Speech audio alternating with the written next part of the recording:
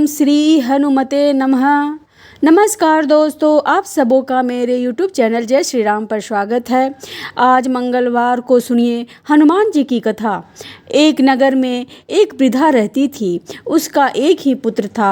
उस वृद्धा महिला के हनुमान जी पर बहुत गहरी आस्था थी। वह हर मंगलवार को व्रत रखती थी और हनुमान जी की पूजा और आराधना करती थी। एक दिन हनुमान जी ने अपनी भक्तिनी महिला की परीक्षा लेने का विचार किया और हनुमान जी साधु का भेष धारण करके वृद्धा के घर गए और पुकारने लगे कि कोई है हनुमान भक्त जो हमारी इच्छा पूर्ण करे।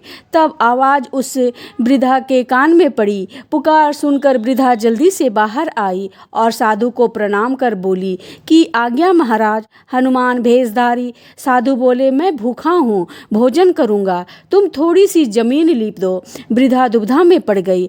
अंततः हाथ जोड़कर बोली, महाराज, लीपने और मिट्टी खोदने के अतिरिक्त आप कोई दूसरी आज्ञा दे, मैं अवश्य पूर्ण करूंगी। साधु ने 3 बार प्रतिज्ञा कराने के बाद बोले, तुम अपने बेटे को बुलवाओ, मैं उसके पेट पर आग जलाकर उस पर भोजन बनाऊंगा। यह सुनकर वृद्धा घबरा गई, परंतु वह प्रतिज्ञाबद्ध थी।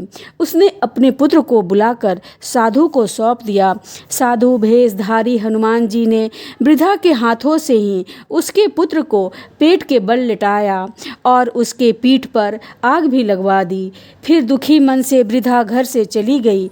उधर भोजन बनाकर साधु ने वृद्धा को बुलाकर कहा कि उसका भोजन बन गया है, तुम अपने पुत्र को पुकारो कि वह भी आकर भोग लगा ले। इस पर वृद्धा बोली, महाराज, उसका नाम लेकर मुझे और कष्ट ना दें। पर जब साधु महाराज नहीं माने तो वृद्धा ने अपने पुत्र को आवाज़ लगाई तो वह दौड़ता हुआ अपनी माँ के पास आ गया और अपने पुत्र को जीवित देखकर वृद्धा को बहुत ही आश्चर्य हुआ। वह साधु के चरणों में गिर पड़ी। तब हनुमान जी अपने वास्तविक रूप में प्रकट हुए और वृद्धा को भक्ति का आशीर्वाद दिया। तो प्रेम से बोलिए, शंकर भगवान की जय हो, बजरंग बली की जय हो। तो आइए सुनते हैं मंगलवार व्रत की पौराणिक कथा। एक समय नैमिषारण्य तीर्थ में 88,000 मुनि एकत्र होकर पुराणों के ज्ञाता श्री सूत जी से पूछने लगे। शौनकादिक ऋषि बोले, हे महामुने, आपने अनेकों पुराण की कथा सुनाई है। आप कृपा करके ऐसा व्रत और कथा बतावे जिसके करने से संतान की प्राप्ति हो तथा मनुष्य को रोग, शोक, अग्नि, सर्प आदि का भय न हो, क्योंकि कलयुग में जीवों की आयु कम है। फिर इस पर भी उन्हें रोग आदि घेरे रहेंगे तो श्री हरि का ध्यान कैसे कर सकते हैं। श्री सूत जी बोले, हे मुनियों, तुमने बहुत ही सुंदर कथा पूछी है।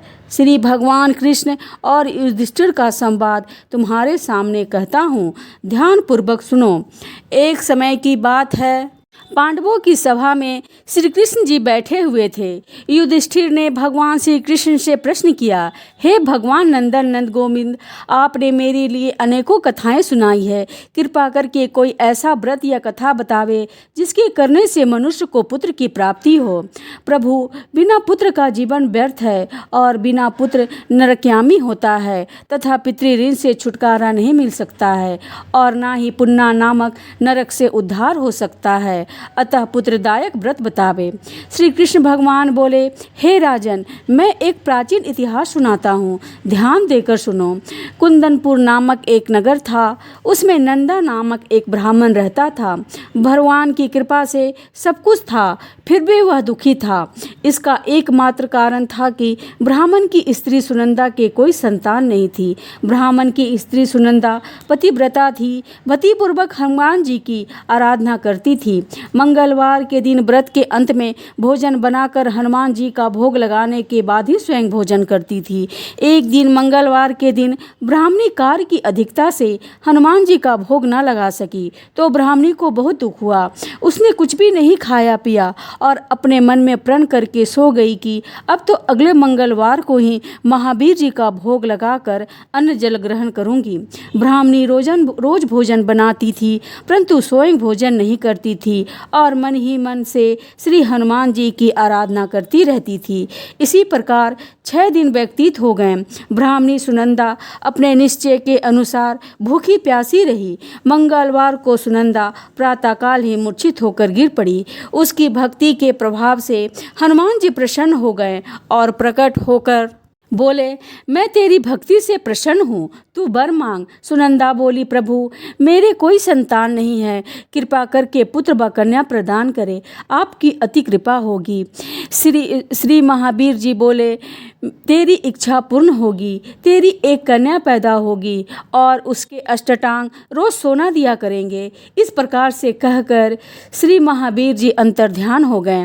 ब्राह्मणी बहुत ही प्रसन्न हुई। सभी समाचार अपने पति से कहा। ब्राह्मण देव कन्या का वरदान सुनकर कुछ दुखी हुए, परंतु सोने की बात सुनी तो बहुत ही प्रसन्न हुए। विचार किया, कन्या के साथ मेरी निर्धनता भी समाप्त हो जाएगी। श्री महावीर जी की कृपा से वह ब्राह्मणी गर्भवती हुई और 10वें महीने में जाकर उसे कन्या रूपी रत्न प्राप्त हुआ।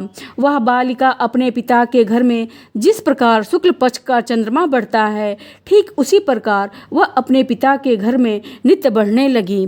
10वें दिन ब्राह्मण ने उस बालिका का नामकरण संस्कार कराया।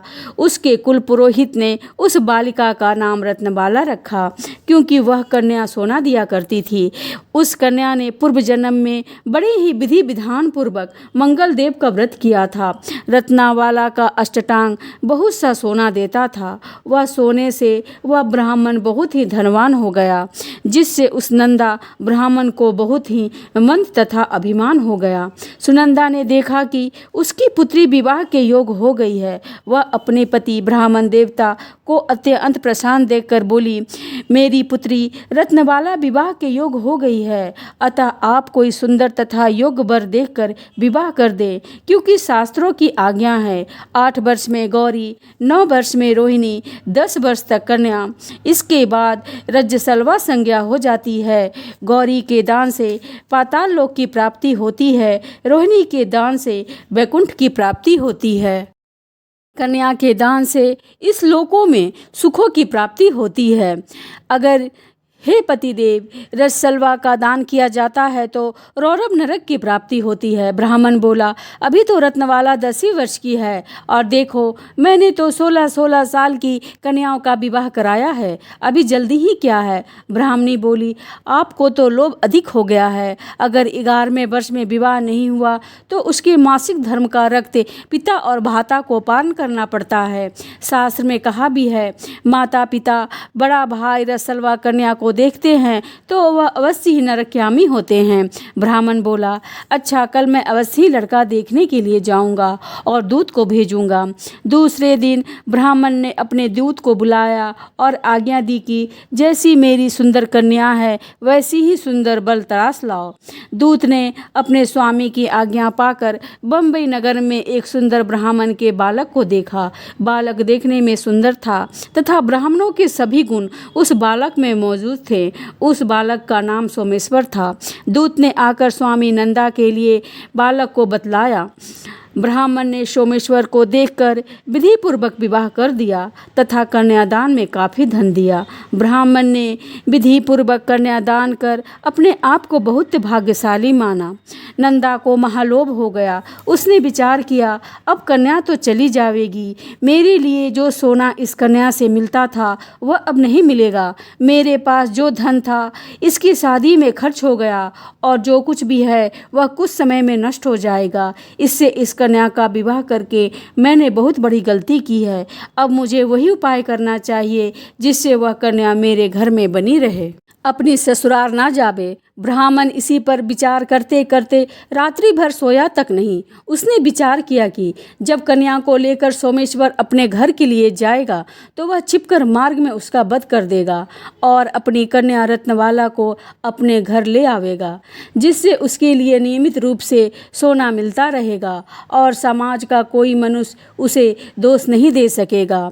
प्रातःकाल हुआ। नंदा और सुनंदा ने जमाई तथा लड़की को को खूब धन देकर विदा किया। सोमेश्वर अपनी पत्नी रत्नवाला को ससुराल से लेकर अपने घर के लिए चल दिया। ब्राह्मण नंदा महालोभ से वशीभूत होकर मार्ग में छिपा हुआ था कि जमाई को मारकर रत्नवाला को फिर अपने घर ले आवे, जिससे उसे अष्टांग सोना मिलता रहे, वह कभी निर्धन न हो जावे। नंदा ने अवसर पाकर सोमेश्वर का वध कर दिया और अपनी लड़की रत्नवाला के पास जाकर बोला कि हे पुत्री, मार्ग में लुटेरे ने तेरे पति का वध कर दिया, अब तू घर चल, वहाँ पर ही रहकर अपना शेष जीवन को व्यतीत करना। भगवान की इच्छा के आगे किसी का कोई बस नहीं चलता, उसे जो अच्छा लगता है वही करता है, और बेटी जो भाग में लिखा है वही होगा, इसमें किसी का कोई बस नहीं है। अपने पिता के द्वारा अपने पति की मृत्यु का समाचार सुनकर रत्नवाला बहुत दुखी हुई और अनेकों प्रकार से रुदन करने लगी और अपने पिता से बोली, हे पिताजी, इस संसार में जिस स्त्री का पति नहीं है उस स्त्री का जीना व्यर्थ है। मैं अपने पति के साथ ही अपने शरीर को जला दूंगी और सती होकर अपने इस जन्म को, अपने माता पिता के नाम को तथा सास ससुर के यश को सार्थक करूंगी। मैं अब लौटकर घर नहीं जाऊंगी। अपनी कन्या रत्नबाला के वाक्यों को सुनकर ब्राह्मण बहुत दुखी हुआ। विचार करने लगा, मैंने व्यर्थ ही उसका वध कर दिया, क्योंकि रत्नबाला उसके पीछे अपने प्राण तक देने को तैयार है। मेरे लिए ये धन अब प्राप्त होगा ही नहीं, मेरा तो दोनों तरफ से मरण हो गया। और यह सोचकर वह बहुत ही रोने लगा। सोमेश्वर की चिता बनाई गई। सोमेश्वर की स्त्री रत्नबाला सती होने की इच्छा से अपने पति के सिर को अपने गोद में रखकर चिता पर बैठ गई। जैसी ही अग्नि लगाई वैसे ही मंगलदेव प्रसन्न हो गए और बोले, हे रत्नबाला, मैं तेरी पति भक्ति से प्रसन्न हूँ, तू वर मांग। रत्नबाला ने अपने पति का जीवन दान मांगा।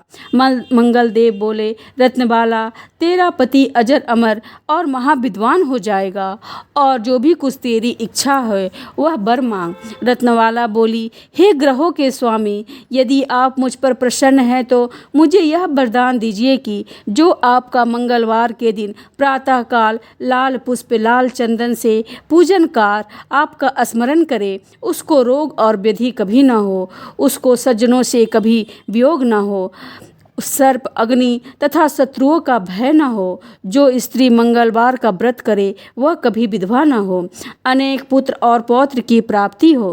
मंगलदेव तथा अस्तु कहकर अंतर्ध्यान हो गए। सोमेश्वर मंगलदेव की कृपा से जीवित हो गया। रत्नबाला अपने पति को प्राप्त कर बहुत ही प्रसन्न हुई और मंगलवार का व्रत प्रत्येक मंगलवार को कर व्रतराज और मंगलदेव की कृपा से इस लोक में नाना प्रकार के सुख भोग कर अंत में पति के साथ स्वर्गलोक को चली गई। ये अब सुनते हैं श्री राम नाम की महिमा। लंकापति रावण के वध के बाद जब अयोध्यापति श्री राम जी की कृति दूर दूर तक फैल रही थी और वह मर्यादा पुरुषोत्तम कहलाने लगे थे, तब एक दिन महादेव शिव जी की इच्छा मर्यादा पुरुषोत्तम श्री राम जी से मिलने की हुई। पार्वती जी को संग लेकर महादेव जी कैलाश पर्वत से उतरकर अयोध्या नगरी के रास्ते पर चल पड़े। भगवान शिव और माता पार्वती को अयोध्या आया हुआ देख करके श्री राम बहुत ही खुश हुए। माता जानकी ने उनका उचित स्वागत किया और स्वयं भोजन बनाने के लिए रसोई में चली गई। इसी बीच भगवान शिव ने श्री राम जी से पूछा कि आपके सेवक हनुमान जी दिखाई नहीं पड़ रहे हैं। तब श्री राम बोले, वे बगीचे में हैं। शिव जी ने श्री राम जी से बगीचे में जाने की अनुमति मांगी और पार्वती जी का हाथ थामकर बगीचे में आ गए। बगीचे की खूबसूरती देखकर उनका मन मोहित हो गया। आम के एक घने वृक्ष के नीचे हनुमान जी दिन दुनिया से बेखबर गहरी नींद में सोए हुए थे और एक लय में खर्राटे में राम नाम की ध्वनि उठ रही थी।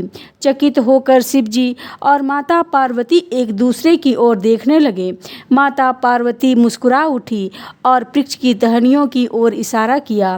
राम नाम सुनकर आम की टहनियाँ भी झूमने लगी थी और उनके बीज से भी राम नाम की उत्पत्ति हो रहा था। फिर शिव जी भी इस राम नाम की ध्वनि में मस्त मगन होकर खुद भी राम राम कहकर नाचने लगे। माता पार्वती जी ने भी अपने पति का अनुसरण किया और अपने कोमल पैर थिरकाने लगी। शिव जी और माता जी के नृत्य से ऐसा झनकार उठी कि स्वर्गलोक के देवता भी आकर्षित होकर बगीचे में आ गए और राम नाम के धुन में सभी मस्त हो गए।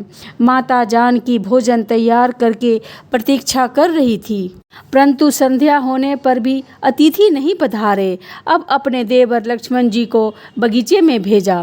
लक्ष्मण जी तो स्वयं ही श्री राम का सेवक ही मानते थे, इसलिए बगीचे में आकर धरती पर स्वर्ग का नज़ारा देखा तो स्वयं भी राम नाम की ध्वनि में झूम उठे। महल में माता जानकी परेशान हो रही थी कि अभी तक भोजन ग्रहण करने कोई भी क्यों नहीं आया। उन्होंने श्री राम जी से कहा, भोजन ठंडा हो रहा है तो चलिए हम ही बगीचे में जा कर के सभी को ले आएं। फिर जब वह बगीचे में गए तो उन्होंने देखा कि वहाँ तो राम नाम की धूम मची हुई थी। हनुमान जी गहरी नींद में सोए हुए थे और उनके खर्राटे से अभी तक राम नाम ही निकल रहा था। श्री राम भाव विभोर हो चुके और हनुमान जी को नींद से जगाया और प्रेम से उसकी तरफ निहारने लगे। हनुमान जी प्रभु को आया देखकर शीघ्रता से उठकर खड़े हो गए। नृत्य की सभा भंग हो गई। शिव जी खुले कंठ से हनुमान जी की राम भक्ति की सराहना करने लगे। हनुमान जी सकुचाए लेकिन मन ही मन खुश हो रहे थे। फिर सिया राम जी ने भोजन करने का आग्रह शिव जी से किया। सभी लोग भोजन करने के लिए महल में चल पड़े। माता जानकी भी भोजन परोसने लगी। हनुमान जी को भी श्री राम जी ने पंक्ति में बैठने का आदेश दिया। हनुमान जी बैठ तो गए, परंतु आदत ऐसी थी कि राम जी के भोजन परोसे के उपरांत ही सभी लोग भोजन करते थे। आज श्री राम के आदेश से पहले ही भोजन करना पड़ रहा था। अब माता जानकी हनुमान जी को भोजन परोसे जा रही थी, किंतु हनुमान जी का तो पेट ही नहीं भर रहा था। सीता जी तो कुछ समय तक उनको भोजन परोसती रही, फिर समझ गई कि इस तरह से तो हनुमान जी का पेट नहीं भरेगा। उन्होंने तुलसी के एक पत्ते पर राम नाम लिखा और भोजन के साथ हनुमान जी को परोस दिया। तुलसी पत्र खाते ही हनुमान जी को संतुष्टि मिली और वह भोजन खाकर उठ खड़े हो गए। भगवान शिव शंकर भी प्रसन्न होकर हनुमान जी को आशीर्वाद दिया कि आपकी राम भक्ति युगों युगों तक याद की जाएगी और आप संकट मोचन के नाम से जाने जाएंगे।